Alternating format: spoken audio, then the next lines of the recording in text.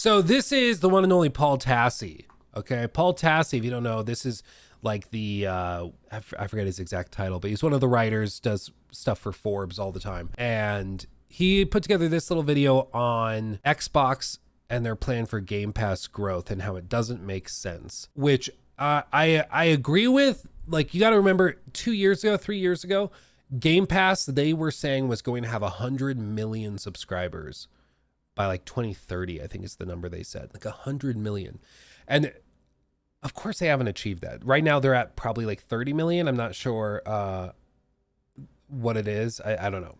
But Game Pass was framed in the same way that like Netflix framed their business for years. And that was, yes, we're losing money right now, but it will make sense once we get more subscribers. That's when we'll break even. Because basically how Game Pass and all of these subscription models work is that there are two conflicting kind of graphs or charted, costs that you have to keep in line. So the flat costs start way higher and they increase as time goes by at like a linear level like that. So these are your costs, and the X axis, so this is number of users. Okay. So the more users you have, the higher the cost will be, because you'll have to pay for more server infrastructure, stuff like that. The reason it starts expensive is because you have to pay licensing deals and all of that to get the content that people will want to watch. Okay. And the goal and the way that these are supposed to make sense is that it starts with a little bit of revenue, but as time goes by, you eventually make a profit. So you get a break-even point at a certain number of users where they're paying a certain amount and it meets the costs associated with it. And if you get to that 100 million user mark, you're going to have all of this delicious profit that you can gobble up. However, this is built on one assumption, which is that this green graph, or rather that this number of users, that you can reach these areas over here, that you can eventually reach over here. And that's not necessarily a given. So Netflix ran into this where they basically got to like here. And so they're doing like, okay, honestly, it was more like right here because they were making extremely little, if anything. And they realized, okay, why aren't we growing? It's because everybody's sharing accounts. So let's deal with that. Let's make it so you can't share accounts. We'll make it really, really difficult and try to get everybody to sign up for their own account. They did that. Initially, there was a ton of blowback, but it actually worked. And so Netflix has seen their user base actually increase because people have stopped sharing accounts, and people who were like 23, 24, 25 years old just signed up for their own account and stopped using their parents. So that was their fix. With Xbox, they insist they're profitable. They insist Game Pass is profitable. I don't know how much, so I'm going to assume very little. So let's say Xbox is here with 30 million users. They were expecting by the end of this decade to be at like 100 million and be all the way over here just swimming in profit and loving it, but they haven't been. So what's their goal? How do they grow? How do they get more users? Well, I don't think anybody's really like, I don't think anybody is really going and like sharing Game Pass logins. I don't know. Is that a thing? Let me know in chat. Is that even a thing? Can you do that? I haven't ever tried to log into my Game Pass on another person's computer. I think you have to be logged in and connected to the internet to do it. So I don't think you can do like offline something or other. It's linked to one account, like the Microsoft account. But could I like log into my brother's Xbox? Well, no, only one user can be logged in at a time. So yeah, I don't think you could do it. I don't think you could do it. You can do it with the home Xbox. Oh, so set like your friend's Xbox to the home Xbox, and you probably just can't do it. I don't know. You can do family share. Okay. I've heard of family share, have a family. Yeah. So maybe there is a way to sort of do it, but I can't imagine it's the different, like Netflix, like everybody I knew was sharing a family account. Like the parents would have one and then all of the kids had logins for it. So for Netflix, it was a huge issue for sure. But with Game Pass, I can't imagine it's crazy common. If you use your account and buy it and set it as someone else's home, it will give access to both. Okay. Yeah, that sounds right. That rings a bell. Let's see. Judson Watkins, thank you for the 5. Xbox and Activision made a new AAA studio called Elsewhere. I did see that. What are your thoughts since they closed 3 studios? The phrasing that they have used is that they wanted to reroute. What did they say? They said we want to reroute like resources from these studios to other studios and projects that have a lot of potential. So what they phrased it as is basically taking money from studios like Arcane Austin, and they wanted to take that money and put it towards studios that are putting stuff together that they think will actually make a profit or will be more useful on Game Pass. And it seems like this is an effect of that. Is that they're kind of rearranging the table, trying to rearrange their pieces to make sure everything's set up the way they want it to. And I mean, we'll see it. I just think like we'll see. I've not gotten a lot of confidence in Xbox's ability to put together really good games consistently. You know, they just have not demonstrated to me that they really know what they're doing when it comes to putting together really high quality games consistently. Hopefully that changes soon. Hopefully, you know, but it's not just about one game. They could put one game out. It could be a 10 out of 10. But the problem with Xbox is they might do that as they did with like a Pentiment. But then they could do the next game that's their big release and it's like a solid 6 out of 10. Like they just got to get the consistency down. Like Xbox needs to be seen as a platform for some of the best quality games in all of gaming, instead of like, yeah, it's got some good stuff and some garbage too. Like you got to get like the quality up. Let's see. Blaze, thank you for the 10. Very generous. I feel like not in the far future, they will make Game Pass a tier base. You still pay monthly payments just for catalog, and higher versions like $200 a year come with day one AAA games. I think you're right, Blaze. I think they do introduce like day one, or they might do like early access. So you pay a little bit more and you get built-in early access. So maybe instead of like $10 a month or $15 a month, it's like 20, but you don't have to pay the $35 upgrade fee for getting the game 5 days early or something like that. Early access is going to become way more common. Mark my words right now. Way more common. You're not just seeing with Ubisoft, but apparently it was a really good idea for Starfield, because a lot of people already had Starfield, but when they did the upgrade to the $100 edition, and you can play the game early.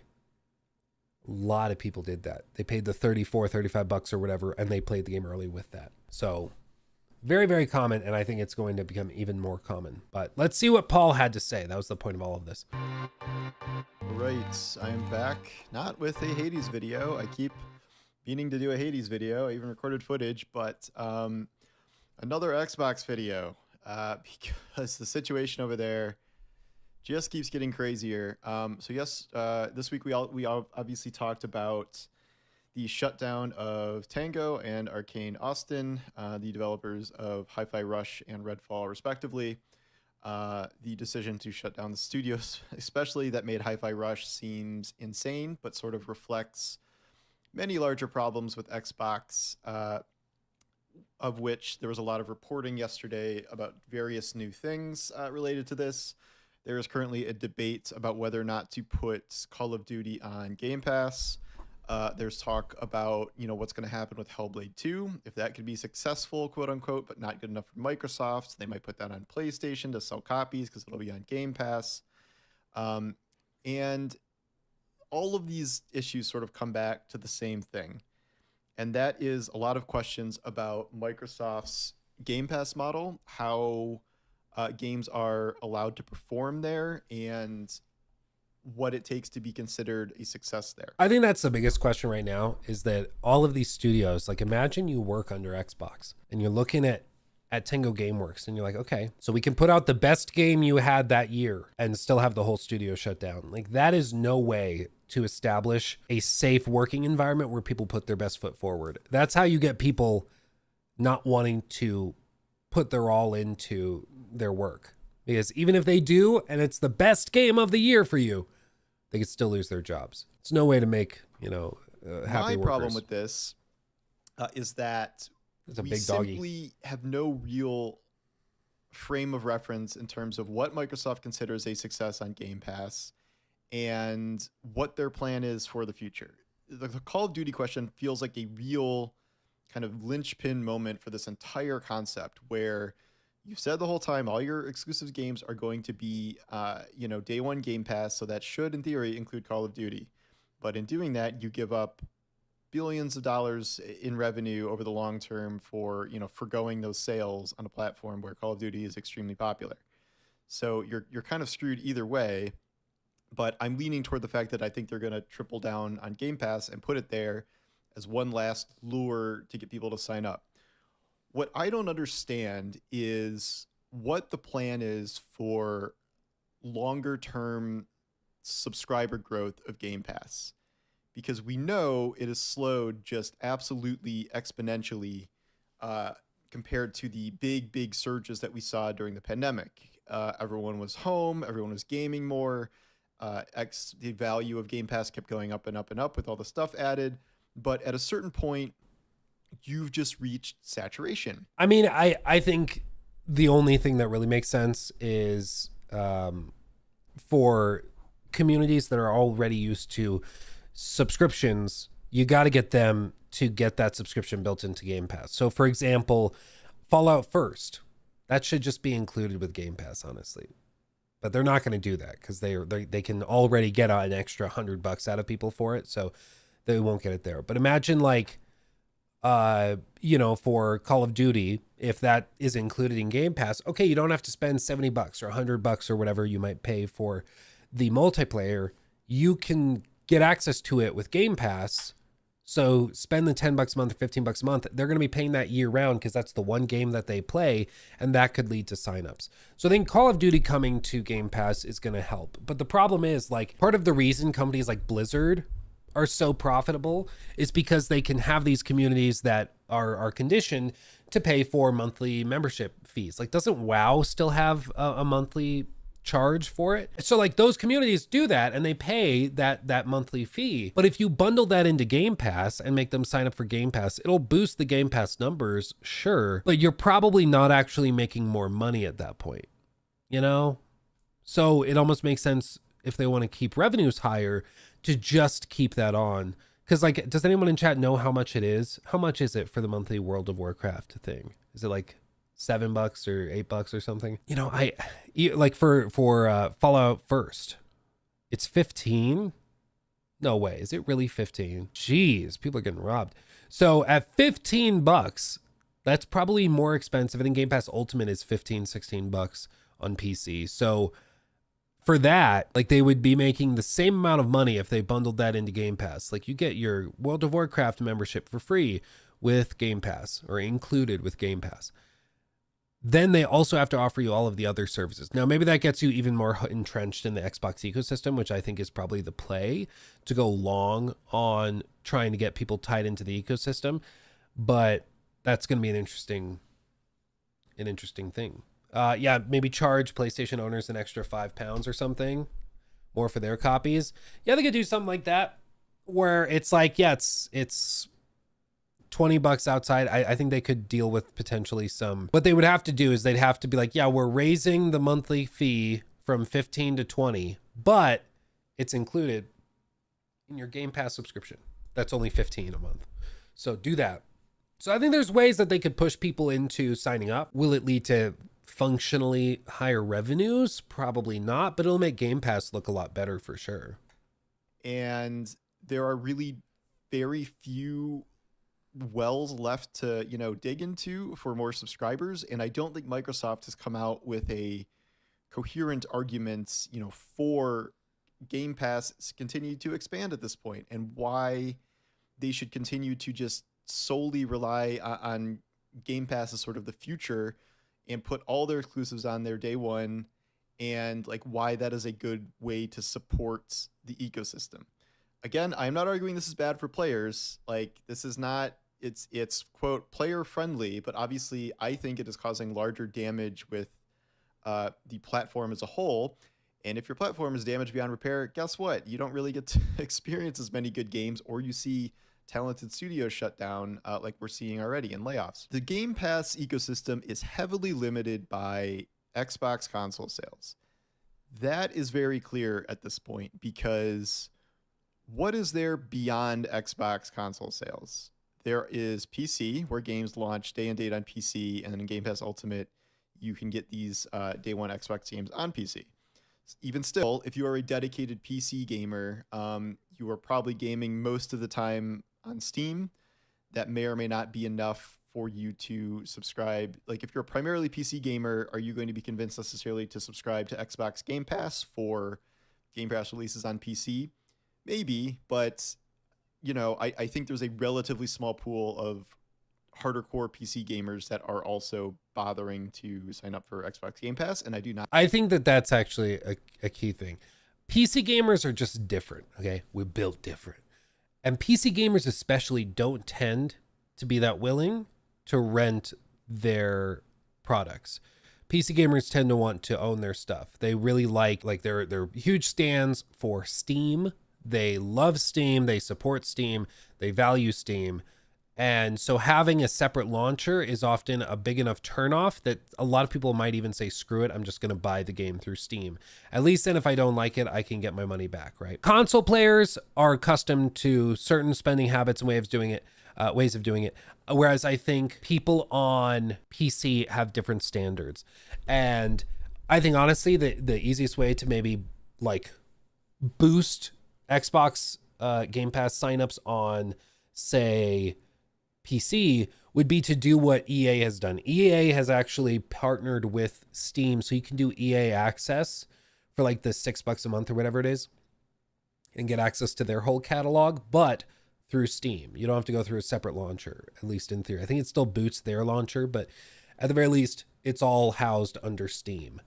That I think could be an easy win. If Xbox was like, okay, yeah, we're gonna go to Steam, partner with them, because Steam is just such a monolith within the PC gaming community. You can't really have PC gamers without Steam. It's super, super crucial. Finheim, there's been times where I've downloaded the game on Game Pass to basically demo a game before buying it on Steam. The ease of access and modding is just more accessible.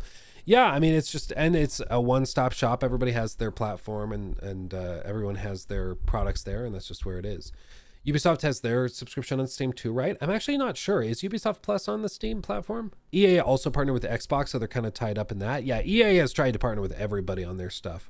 I don't even know if they're making money anymore on it. Frankly, it's crazy. I think that is a segment that is growing. Another segment that Microsoft is really, really, nuts to go after is this idea that people who do not own consoles will want to subscribe to Xbox Game Pass so they can play through other devices through cloud streaming. This is, playing on your tablet, playing on your smart TV, like all these other places you can play Xbox games without needing a console. The problem is cloud gaming is a really, really niche market, and it is really slowly expanding over time. It is a tiny part of the market, as Microsoft itself said in its court cases where there were concerns about having a cloud streaming monopoly. But they're like, it's barely a part of the business. It's fine. It doesn't matter. But like, that is something that they believe is going to be part of the future. Yeah, I remember them talking about that during the FTC hearings. That was actually one of, like you said, one of the biggest counters the FTC had, and specifically PlayStation had, was that we're Sony. We have no infrastructure for cloud streaming. We have to rely, I think they rely on the AWS services for it, for their, or like the Luna thing. For the PlayStation Now stuff. I'm not totally sure. They might not have disclosed it even, but that was my understanding, is they were relying on AWS for it. But like Sony doesn't have any of that infrastructure. They're paying, regular pricing for it. Whereas Microsoft can come in, do it way more cost effectively. They had to deal with Azure. Oh, well, there you go. So Microsoft are like the kings of the cloud streaming for games, and that's something nobody else is really competitive in. Like Amazon is doing it with Luna. I've never met anyone who has ever used Luna for anything, so I have no idea if that's even slightly reasonable to use. But all the cloud streaming of games, like that stuff is fine, but at least in America, the internet infrastructure is nowhere near good enough for that to approach replacing consoles. Like latency is too high. Even then, compression is a biatch, and a lot of internet service providers have data caps. A lot of internet service providers have bandwidth caps, or they throttle during peak hours, meaning when you get back from work and you want to boot up at 7 p.m., that's when they're throttling all the data. And unless you have a business plan that's twice as much money, they're going to throttle your network speeds. I mean, even now where I live, you guys have seen it firsthand on this stream. I've had, over the course of this stream that we've been doing for about an hour and a half at this point, I've had close to 2,400 frames drop. And that is dropped, according to the stats thing on OBS, that is dropped due to network lag. Even for me, I pay like $280 a month for my business class internet at this address, which is the best that you can literally buy here. And it still has these problems. Okay. Like, and if that's the best that money can buy at this address, and I live in like a pretty nice neighborhood in Northern Colorado, relying on cloud streaming to be the future of like the gaming industry, it just doesn't work. There are so many billions and billions and billions of dollars of upgrades that will need to happen before that even approaches being reasonable. Like, it's outrageous. Can you get a business plan without registering a business? Probably. Like, they'll want the name of the business, but you could always just tell them, oh, I'm a sole proprietor and the business is just my name. You could just do that. They'll give you business pricing. You know, it's not like you're not getting like a crazy special thing. But the one key for business accounts for internet, and this is my little secret for you, when you have a business account and you have tech problems, they respond real quick. I told you guys I had the fencers. They're replacing like a big stretch of my fence in my backyard because the wind blew it over. And the fencers dug down into the ground and cut the like coax cable coming from my house to the internet box thing that the internet service provider has as like the hub. And so they dug down underground and punctured the wire and the cable by doing that. And so randomly the internet just dropped and I was like, what the hell just happened? I called the customer support for the business team and they sent somebody out within 45 minutes. They had a technician at my house coming and fixing it, and he ran a new cable and everything. It was done within like 2 hours. I had my internet working again. It was great. It was great. It was wonderful. Whereas back when I did like the regular normie account stuff, like it would have been like a few days before they sent somebody out. It would have been crazy. I have not seen the tech, evolve to a point where that feels necessary.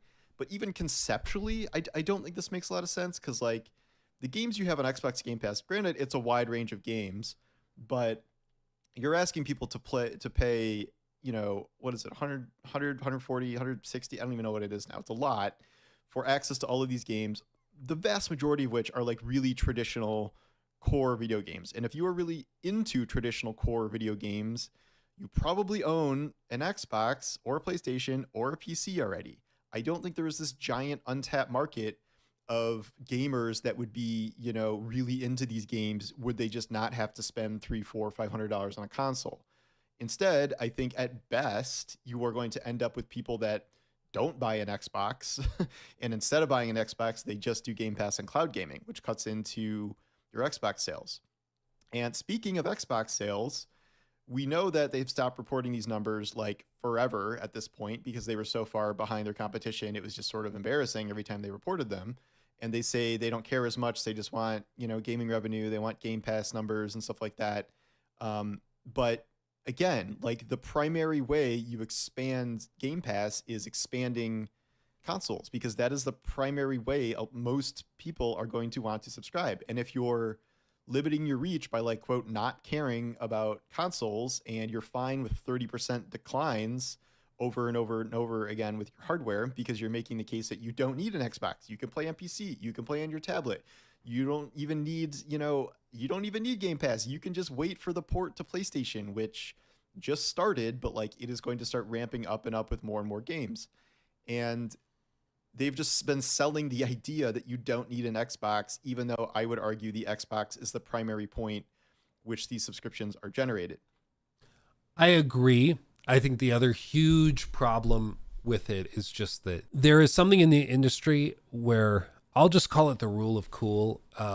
But I really think because gaming is such a social hobby, like it's a very community based hobby, not only do you not want to have the console that is like the uncool platform, because like when you hear that somebody uses an Xbox, automatically for me, my knee-jerk reaction is like, okay, that's probably a budget-oriented gamer. That's somebody that's looking for like best bang for the buck through Gamepass and things like that. You hear PlayStation and you just think, okay, so they like really, really good, critically acclaimed games.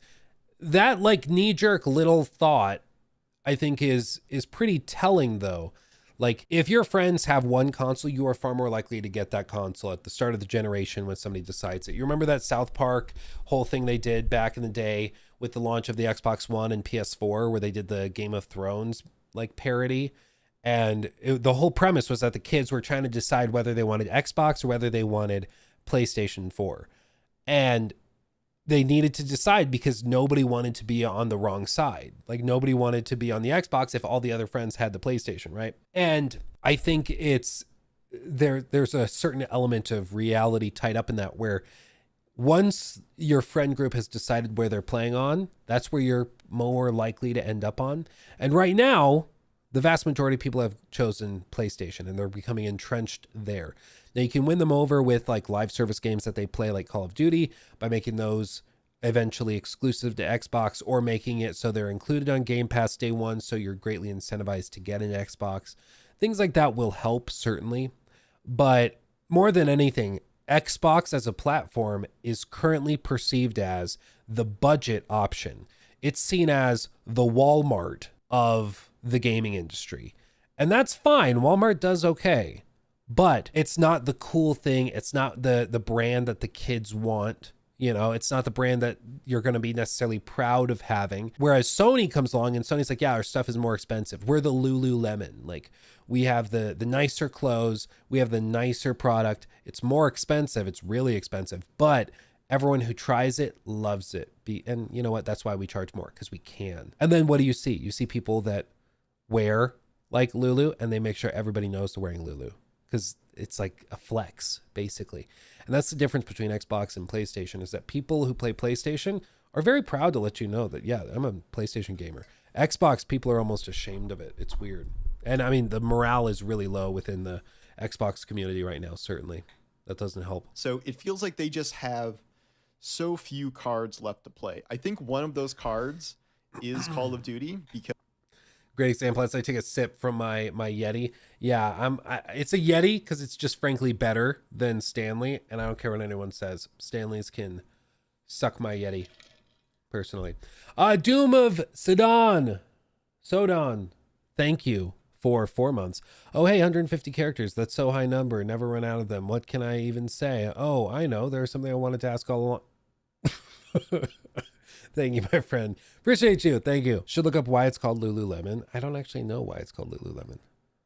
Because Call of Duty is a big enough game, big enough series where if you say, okay, if you subscribe to Game Pass, you are going to get the new Call of Duty every year for free, quote unquote, even though the total cost of Game Pass is obviously more than a yearly Call of Duty game. That could be a draw for some players that may not otherwise be subscribed yet. That could convert some PlayStation players, but like, again, I don't know how much room for growth this is. It feels like everybody that owns an Xbox that wants Game Pass is. Oh my God. I just Googled where the term Lululemon comes from. I'm sorry, Paul. I got distracted. From USA Today, I'm going to read this off. I'm not joking. You can look it up yourself. Wilson, who I believe is the founder, said he picked the name Lululemon because he thought the difficulty Japanese people had pronouncing the letter L was an extra marketing tool for the product in the country, stating, quote, "It's funny to watch them try and say it." What? I had no idea, dude. That's insane. What? Wow. That's unbelievable. Okay. Who knew? The more you know. Wow. PlayStation players, but like, again, I don't know how much room for growth this is. It feels like everybody that owns an Xbox that wants Game Pass is probably going to have it at this point, and especially if they keep upping the price, which they are allegedly going to do again, that is not going to, uh, encourage even more signups from those that are kind of on the fence about it. And it feels weird to rely on Game Pass sustainability and Game Pass growth in a way where there does not feel like there's a clear path forward in terms of how to grow the ecosystem. And Microsoft always wanted to be the Netflix of gaming. They thought, okay, Netflix is destroying everyone with its subscription model. Like, we can do that too. Like, it's going to be, we're going to be first in class. And, while Game Pass is, the most successful model of its kind in terms of like a system that offers sort of day one releases of big games, it's different than the streaming space. Like, first of all, a bunch of other rival streaming services to Netflix trying to do the same thing have failed or are failing or are losing tons of money because it is very hard to execute this and produce high quality content that is offset by subscription numbers and payments. And then Netflix themselves, they're having trouble because their market is saturated as well for the most part. So they're trying to pull out their last bag of tricks, like killing password sharing and things like this. I think they're going to not report subscriber numbers going forward too, because Wall Street hates every time their subscriber numbers don't grow or go down a little bit. But Netflix, contrary to Microsoft, cranks out, really, really popular and or good shows all the time. Like, every week goes by and there's a couple of new Netflix shows. Like, if they're not, some of them are really good, many of them are not, but even the not good ones are really widely watched. It's a reason for people to keep their Netflix subscription because there's always something new. That's not true with Game Pass. The Game Pass idea is like, yes, it has this larger collection of games. Old games are added to it over time, and then there's these day one releases. But these big day one releases for Game Pass are so few and far between. How many truly huge Game Pass releases are there a year? 2, 3, maybe. Like, last year it was like Starfield. And it was Hi-Fi Rush, which was a surprise. Those were like the main ones, more or less. And in Redfall. Duh. This year it's what? Hellblade 2, and then if they maybe do Call of Duty, like, again, it's like 2 big releases. Oh, Diablo. Yeah, that's true. Diablo as well. Yeah. A year, as opposed to Netflix, where you can peruse through 3, 4, 5. Well, I guess Diablo. I don't think they owned, the deal hadn't gone through, right, when Diablo launched, so they didn't technically own Diablo when that launched. 6 new shows and movies every week. It's a different system, and like, Microsoft cannot pump out games like that. This quote from Matt Booty that they need smaller games that are big hits. Like, you're not turning around games in 14 months or like a year and a half. Like, even these quote small games, Hi-Fi Rush took 4 or 5 years. Something that just seems like, oh, this is a fun project by like a couple of dudes, like Power World still took 3 years. Like, you cannot just crank out huge hits in a short amount of time in order to like keep people being like, oh, there's this on Game Pass, there's this on Game Pass. Like, the industry doesn't work like that.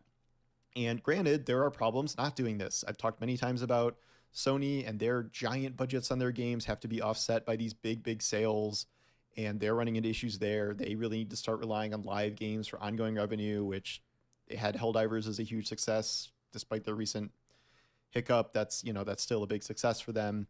And then you have the place that's performing the best, obviously, is always Nintendo, who is not doing layoffs, who is expanding things, about to launch new hardware. Nintendo always sort of has it made lately, but there are cross problems between the PlayStation model and the Microsoft model. But it feels to me like the Game Pass issues are easier to see, and I don't think Microsoft has a coherent or compelling vision in terms of how Game Pass extends into the future and is sustainable.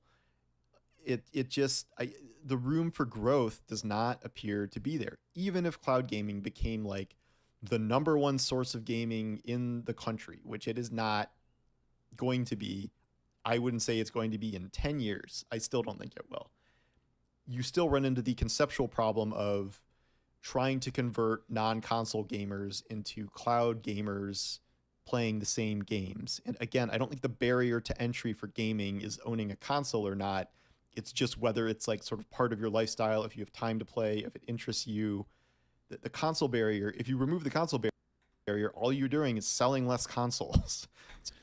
Yeah, and I think that there is just a fundamental, I think, miscalculation that comes with assuming you can have a brand in the form of Xbox that has quality associated with it, that has, you know, the cool factor associated with it, that you can have all of that stuff while actively trying to diminish the importance of each piece.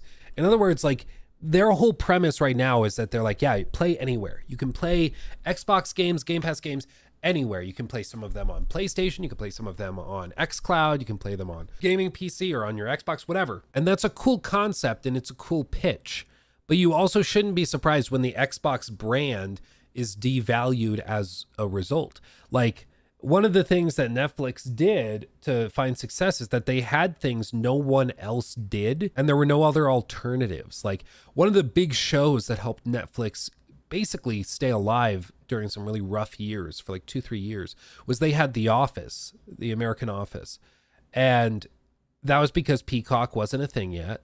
And so they had this show. Now, you could technically go online and buy the complete series of The Office for like $400 for all the DVDs. And you could do that if you wanted. But for a lot of people, that was not a reasonable thing to do when you could just have Netflix for $10 a month and watch the show that you wanted to watch. They had other things like Survivor and other reality TV shows people liked.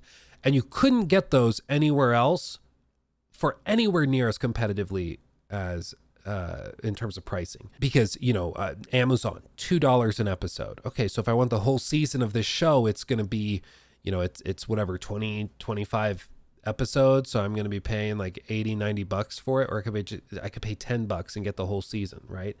What Xbox is doing is that they have the games on Game Pass for $10-15 a month, or you can buy it through Steam for $60 or $70 a month. Or not a month, but $60-70 full stop. And then you own it. Then you just have it. And if you don't like it, you can just return it anyways. But if you really like it, you own it now and you have it forever. I think that there's just a disconnect. Like, if they really wanted to boost Xbox like Game Pass numbers, they would just unlist it. Like, you can't buy it on Steam. They would remove the ability to buy it outright and do that. Like, if they did that, if they made it so, yeah, we have got Starfield this year. Whoop-de-doo. Get it on Game Pass day one. No, you cannot buy it for $70. Then I do think they'd see a huge spike in signups. You'd also see a ton of people losing their freaking minds. The audience that like got accustomed to renting TV shows and movies and stuff through Netflix, that audience is different than gamers. Gamers do not like the idea of just exclusively renting access to the things they enjoy. But when it comes to TV shows and movies, people are kind of accustomed to it. Yeah, you might buy a Blu-ray, you might buy a movie on like Amazon Prime Video or something, but if you lose access to your account, if you don't have an internet connection, you can't watch those things. Like, you're basically just paying for access to that thing. You're not actually owning it, right? But gamers have not been conditioned that way. Yeah, sure, we own our Steam games. Well, yeah, that's a whole other topic. But yeah, I mean, it's gamers maybe are conditioned to buy digital things. Sure, they don't need the physical copy of the game, but I think that's a different thing than convincing them that they should just rent it through a subscription model. So it seems like Xbox just wants to have their cake and eat it too. They want to offer the subscription service to be better value, but they don't want to do what Netflix did, which was to make sure it wasn't available anywhere else. And the only way you can enjoy this thing you want is through their subscription model.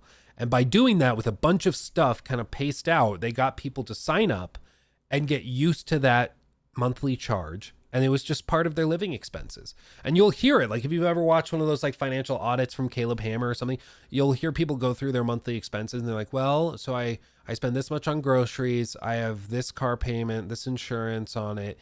I pay this much for gas. My phone bill is this. I spend $15 a month on Netflix and $10 on Spotify. And it's just part of their expenses. They're just used to it. It's assumed that they're going to spend that money on that. And Xbox could get there, but they would have to play kind of dirty and they'd have to take things off of other platforms. I don't think they'll ever do that, but I think that's why platforms like Netflix had success where Xbox has not had success. And it just seems to be the moral of the story that Xbox is like frustrated the way things are going, but they only want to take half measures. It's like, if you want to be successful, you got to take full measures. You got to go out there and just do, go all out. Go all out, and then you might be able to find some success. But as of right now, I'm not surprised they're struggling. He took my thing.